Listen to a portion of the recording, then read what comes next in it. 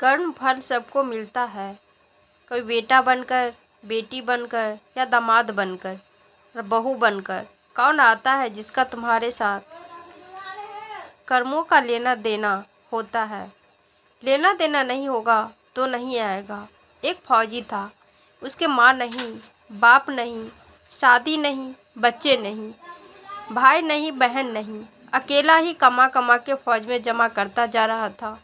तो थोड़े ही दिन में एक सेठ जी जो फौज में माल सप्लाई करते थे, उनसे उनका परिचय हो गया और दोस्ती हो गई। सेठ जी ने कहा, जो तुम्हारे पास पैसा है वह उतने के उतने ही पड़ा है, तुम मुझे दे दो, मैं कारोबार में लगा दूं तो पैसे से पैसा बढ़ जाएगा, इसीलिए तुम दे दो। फौजी ने सेठ जी को पैसा दे दिया। सेठ जी ने कारोबार में लगा दिया। कारोबार उनका चमक गया, खूब कमाई होने लगी, कारोबार बढ़ गया। थोड़े ही दिन में लड़ाई लग गई। लड़ाई में फौजी घोड़ी पर चढ़कर लड़ने गया। घोड़ी इतनी बदतमीज थी कि जितने जोर से लगाम खींचे उतने ही तेज भागे।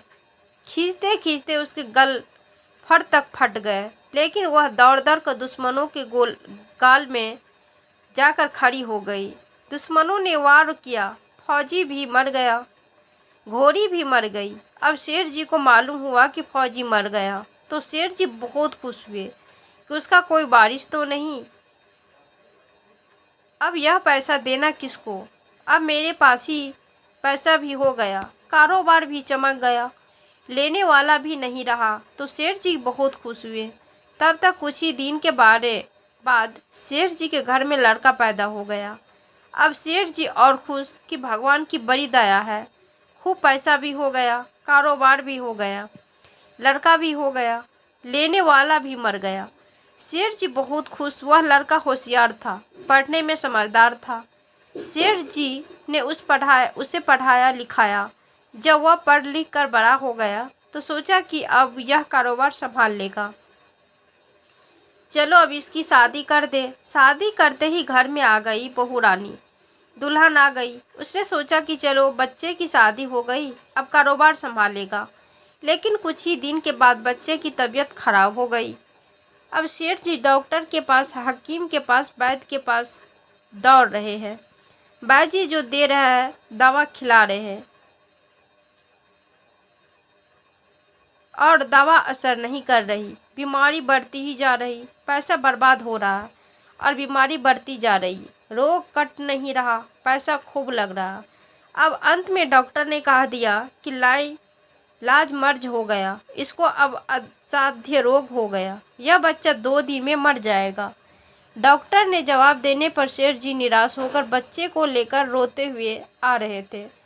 रास्ते में एक आदमी मिला। कहाँ? अरे सेठ जी, क्या हुआ, बहुत दुखी लग रहे हो।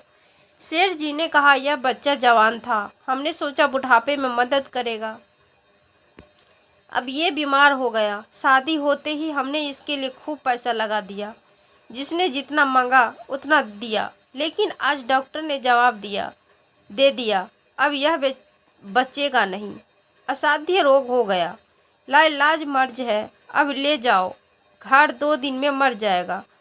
आदमी ने कहा, अरे सेठ जी, तुम क्यों दिल छोड़ रहे हो, मेरे पड़ोस में बाजी दवा देते हैं, 2 आने की पुड़िया खाकर मुर्दा भी उठकर खड़ा हो जाता है, जल्दी से तुम बाजी की दवा ले आओ। सेठ जी दौड़कर गए, 2 आने की पुड़िया ले आए और पैसा दे दिया। पुड़िया ले आए और बच्चे को खिलाई। बच्चा पुड़िया खाते ही मर गया। बच्चा मर गया। अब सेठ जी रो रहे हैं, सेठानी भी रो रही और घर में बहू रानी और पूरा गांव भी रो रहा। गांव में शोर मच गया कि बहू रानी सेठ जी की कमर जवानी में टूट गई। सब लोग रो रहे हैं। तब तक एक महात्मा जी आ गए। उन्होंने कहा, भाई क्यों रोना धोना। लोग बोले, इस सेठ का एक ही जवान लड़का था, वह भी मर गया, इसीलिए सब लोग रो रहे हैं, सब दुखी हो रहे हैं। महात्मा बोले, सेठ जी रोना क्यों। सेठ महात्मा, जिसका जवान बेटा मर जाए वह रोएगा नहीं तो क्या करेगा। महात्मा, तो सेठ, हाँ, कारोबार के लिए पैसा मिला था तो खुशी तो थी, महात्मा, अरे उस दिन तो आपकी खुशी का ठिकाना ही नहीं था। सेठ, किस दिन? महात्मा, अरे जिस दिन फौजी मर गया, सोचा कि अब तो पैसा भी नहीं देना पड़ेगा, माल बहुत हो गया है, कारोबार खूब चमक गया, अब देना भी नहीं पड़ेगा। बहुत खुश थे सेठ। हाँ महाराज, खुश तो था महात्मा, और उस दिन तो आपकी खुशी का ठिकाना ही नहीं था। पता नहीं कितनी मिठाइयाँ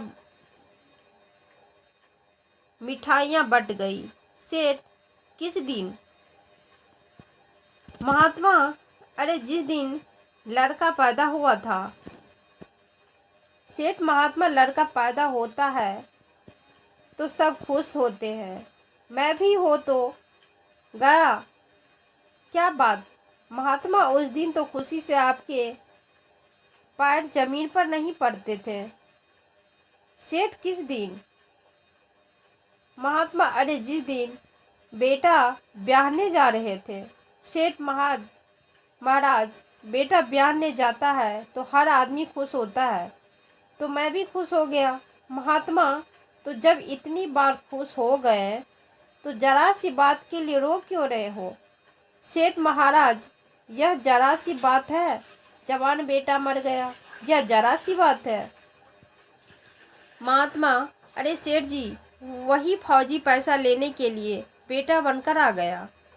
पढ़ने में, लिखने में, खाने में, पहनने में और शौक में, श्रृंगार में जितना लगाना था लगाया, शादी ब्याह में सब लग गया, और ब्याह दर ब्याज लगाकर डॉक्टरों को दिलवा दिया।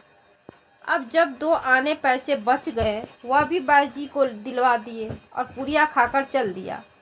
अब कर्मों का लेना देना पूरा हुआ। सेठ जी ने कहा, हमारे साथ तो कर्मों का लेना देना था, चलो हमारे साथ तो जो हुआ सो हुआ, लेकिन वह जवान बहू रानी घर में रो रही है। जवानी में उसको धोखा देकर विधवा बनकर चला गया, उसका क्या जुर्म था?